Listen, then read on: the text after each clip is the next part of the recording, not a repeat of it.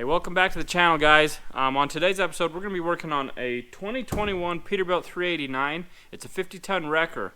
Pretty sweet truck. There's a lot of damage. We're going to be going over the fender, trying to get that thing ready for primer.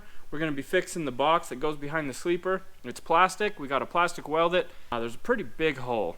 So let's take a look at the fender. We've got this big dent here. We're going to be fixing that, getting this new chrome trim to fit just perfect again. Shouldn't be too difficult. A little bit of working it, heating it, getting all that aluminum back into spec. We've got this poly body. You can see it's got a big hole.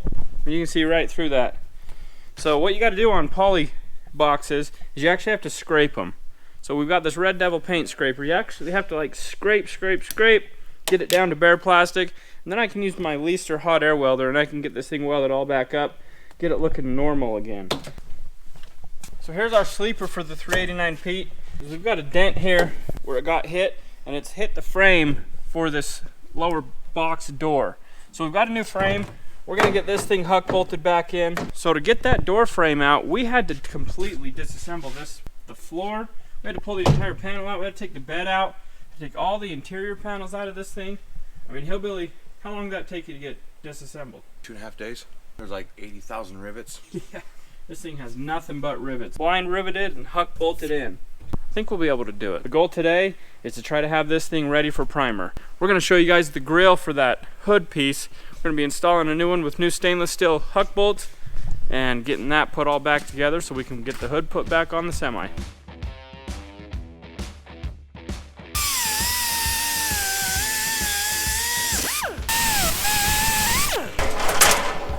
Putting the new grill, or the grill back into the new, putting the new mesh into the new grill housing. We're gonna huck rivet this grill insert into the grill surround. These are 3/16 stainless steel huck bolts, a locking style rivet that are used on semis. You need 3 hands to do this. I guess we'll make it work with 2.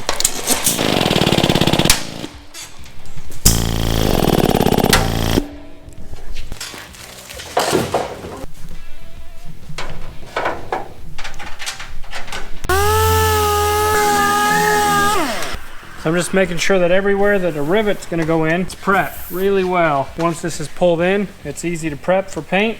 We can get it painted up. I decided to help Taylor out, and I'm sanding these rivet heads before I put them in, so he doesn't have to go around them and whittle them. See? I'm thinking 567 rivets later, we're done. We're going to huck bolt it in. Hillbilly's gonna be on the outside, I'll be on the inside running the riveter, and we'll tighten it in. Okay, hold that side in.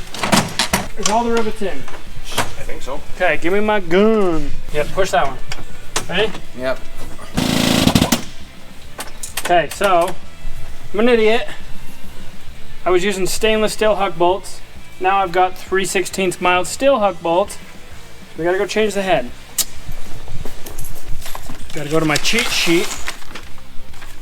Figure out which one is 3/16. So 991456. Right there. As Matt says, we didn't mess up. We made happy little accidents. Ready? Mm-hmm. Ah! Watch me in the oil. This one's not lined up in the old mark. They're not like this. It's. I'm new. I don't know what to do. We had to take the entire inner floor out for these little huck bolts. Thanks, Peterbilt. It's those memes you see all the time of engineers that you pull a bolt out and it ends up hitting something else, so you have to drop something else. They don't think about the long run, they think about the quickest, easiest way to do it now. That's right. That's right, they diddy ball do dong did it and got gibbet cup. Last one. Got it. Let's assess the damage from Hillbilly. No, it's pretty good actually. It's really good. Why are you on the ground? Quit sleeping. I have a boss hovering over me. Quit sleeping on the job.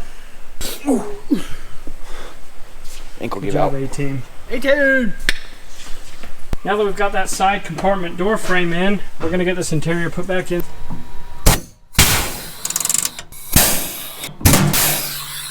Just about got all the interior back in this sweet rig. Just gotta put the bed down now. It should be wrapped up.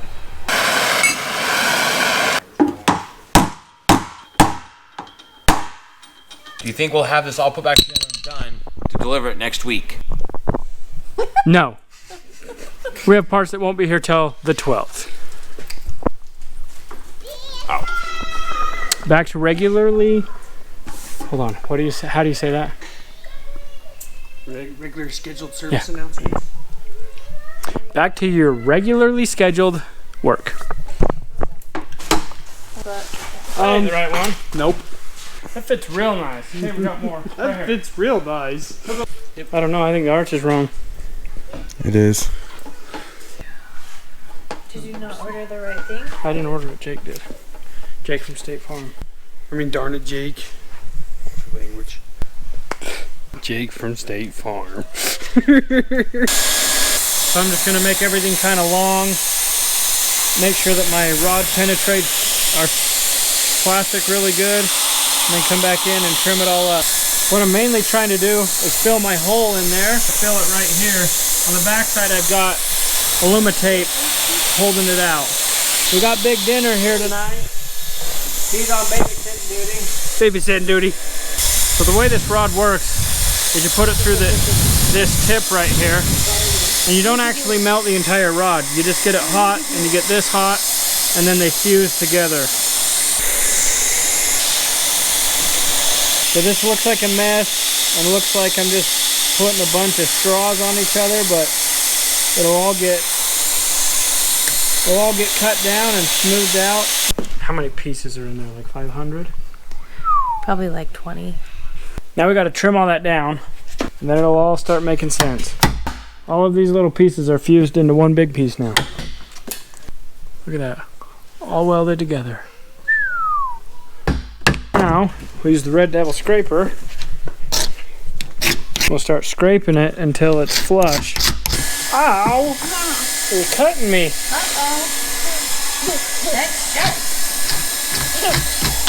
We've about got it shaped. Coming in nicely. See how it just blends in? See this? And we've got it all blended in here. I've got all the structural plastic repair done, so now I'm gonna put some adhesion promoter on it and fill in the little imperfections. So this is what it looks like after repairing it, and then I just feathered everything out. We had a little scuff over here that we filled in. So now we're gonna put the repair on, smooth it all out. This side just needs a little bit, so I'm trying to pull it pretty thin. Now, is there ever too much? Yeah, but we can just sand it off if there's too much.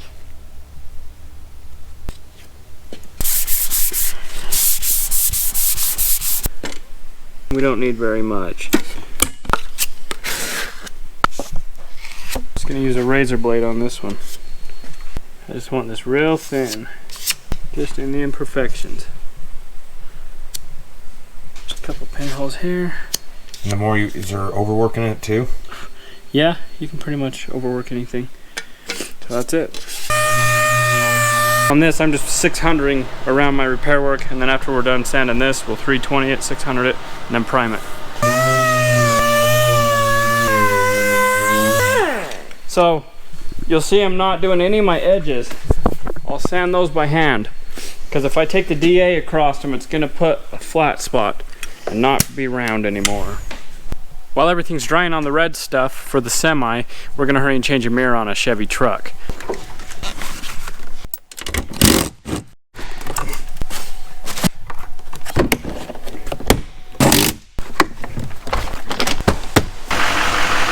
Alright, Hillbilly, let's get back to the finishing cream.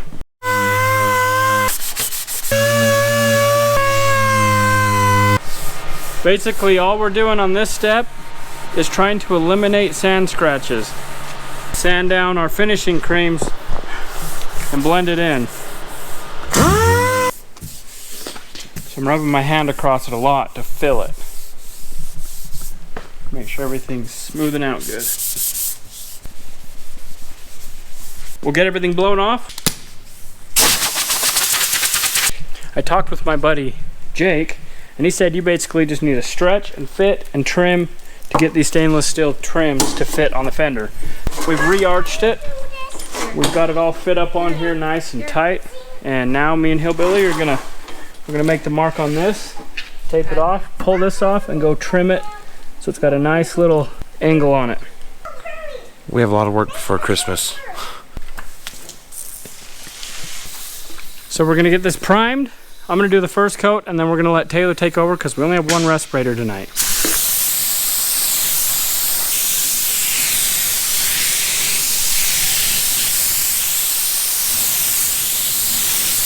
Looking good. Looking real good. Put it on your head.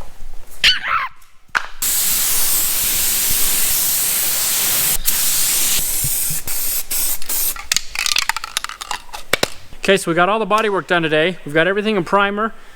We've got guide coat on everything. In the next video, we're going to unmask everything, get it all prepped for paint, get it in the booth, get it sprayed, so that we can get Hillbilly reassembling the semi.